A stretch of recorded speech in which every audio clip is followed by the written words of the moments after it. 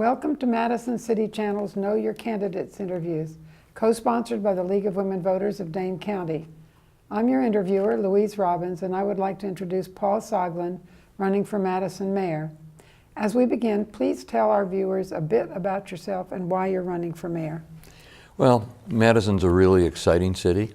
We're a very successful city, but that success, particularly following the Great Recession of 2008, is not extended throughout all of our community.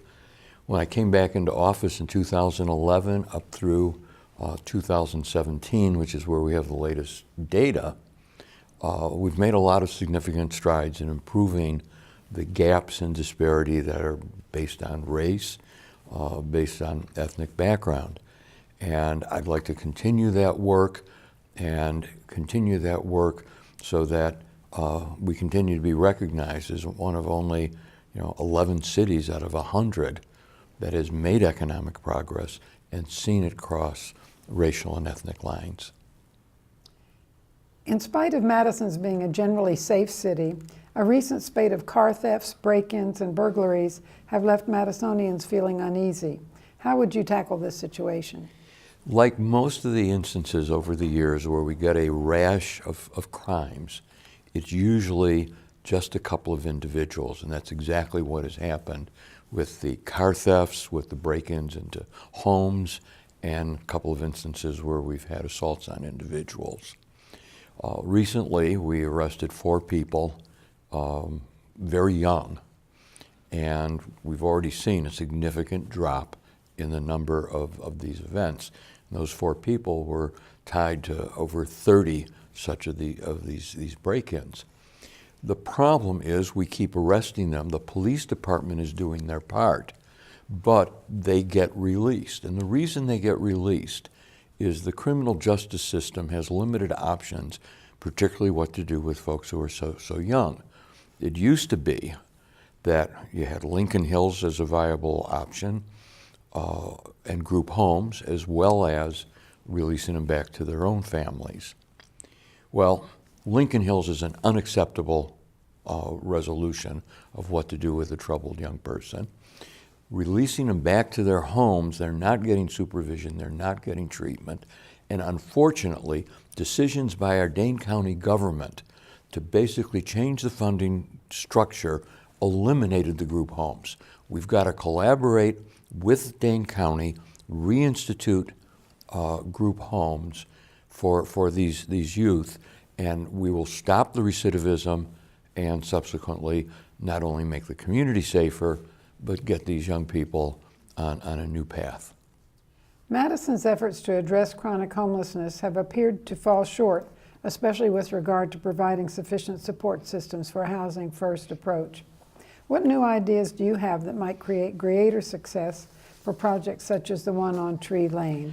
The question of homelessness, particularly chronic homelessness, has plagued this city in the last 15, 20 years, again, particularly since the onset of the Great Recession in 07 and 08. And we have more than enough people telling us how to solve the problem. But when it comes time to providing the care and the support system, we are lacking. And so I began the initiative to implement Housing First.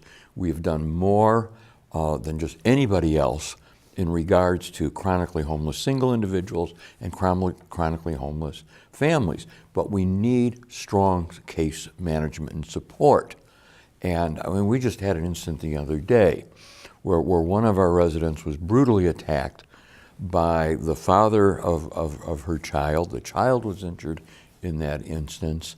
And we not only have to provide physical security for her, but we've also got to deal, again, with the case management part of it, which is for her getting support in dealing with trauma, her child, and the man who's attacking her. This means that the county, which is principally responsible for social services, the United Way with its access to the private sector, have got to step in and help and get more resources to organizations like the YWCA or the Road Home. And then we'll see greater success in our housing initiatives. The Madison Police Department has been faulted for not having appropriate policies and training around de-escalation and use of force, especially with regard to people of color. What is your perspective on whether any changes are needed in ways Madison police operate in our community? So the City Council's got a study committee that's been working on this now for a couple of years. The report was due by the end of last year, but I'm very pleased that the department has gone ahead, added additional training, particularly in regards to de-escalation and also in regards to implicit bias. So the department is moving forward in these areas, even though the study committee hasn't completed its work.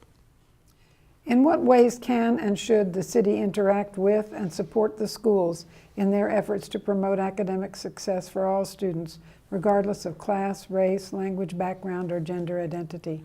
A couple of things. First of all, before I came into office, there was no formal integration on out-of-school time, OST, or as we call it here in Madison, most Madison out-of-school time. We know that one of the greatest problems in terms of academic performance is what happens after school, on the weekends, and during vacations, particularly during long vacations where we see the documentation of sliding backwards. So we, the city, initiated a program, the school district joined, and now we've got most working on out-of-school time and focusing on making sure that what a lot of middle-class kids in our community get, which is everything from cultural and artistic and recreational, athletic programs, tours and trips, the kinds of things that enhance academic performance is spread, and we close that gap in disparity. Second thing is what happens in our neighborhoods. It's been a struggle. It's one of the sources of conflict between the city council and myself. But getting more invested in neighborhood centers, particularly computer access in both neighborhood centers and libraries, so we can get better academic success. Kids without access to the internet and computers are not going to be competitive. There is a perception that Madison's story is a tale of two cities, one in which people of color are less likely to experience success. What can be done to ensure that Madison is a community in which all people can thrive? Well, we can start with a number of markers that have been measured to define that, and all I can say is do and expand on what I have been doing. For example, when I came into office, African American unemployment was over 25%. Now it's under 7%. It is lower than the state and the national averages. It means doing things like, if you're going to financially work with a private corporation in the city, you require, as a condition of getting city support, you have to have a minimum of $15 an hour, you have to have a job that provides a pension and health insurance, and you have to train and provide access to those jobs to people in the community. What it means is working with private sector employers and getting them to follow the city's lead of not only providing jobs at a minimum of $15 an hour, but also working on training and job development, like we've set up with that new facility that's opening on the west side in collaboration with the Urban League. Another thing is transportation. We are in the process, and we've already made significant changes in the bus system routes so that people can physically get from one place to the other. After housing, impediments involving transportation and access is the greatest barrier to economic success. Last thing is what we're working on is entrepreneurship. One of the ways to get to home ownership and closing economic gaps is to get focused on having businesses and having the ability to pass on intergenerational wealth. What changes, if any, would you make to the ways in which Madison approaches major developments, such as Judge Doyle Square or the public market? Well, in both instances, I did bring about some changes, and starting with the public market. The public market, we didn't do a formal racial analysis. I didn't need to. I saw immediately what was wrong with the original design of the public market. It was designed to cater to tourists and business people, people with more money to spend at that market than the average Madisonian. I wanted a market that was focused on accessibility of nutritious, fresh food at a cost that real people could afford.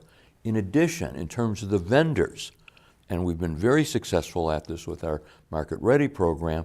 Over 2/3 of the vendors come from communities of color, African American, Asian, and Latinx. And making those conscious decisions is what is so critical.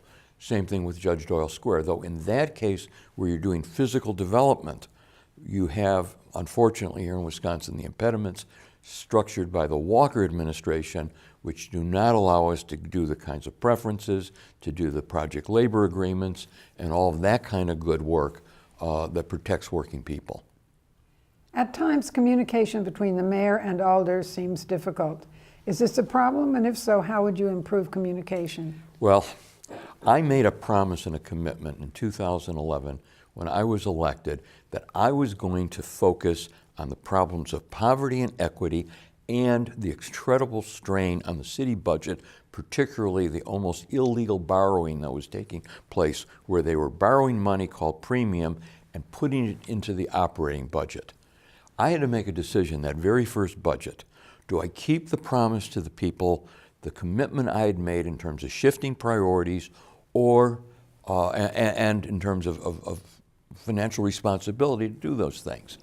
I worked with the council members. In a couple of cases, I was actually double-crossed, where promises were made and then amendments were made on the council floor. And I had a choice. I could either back off and simply allow that to go and remain silent, or fight it. I decided that the obligation to the people of the city, the obligation to equity, the obligation to social justice, the obligation to people on fixed incomes who are facing rising property taxes and fees came first. The solution in my mind is the people of this city have to reaffirm that those are their values and make it clear they expect that from their city council representatives.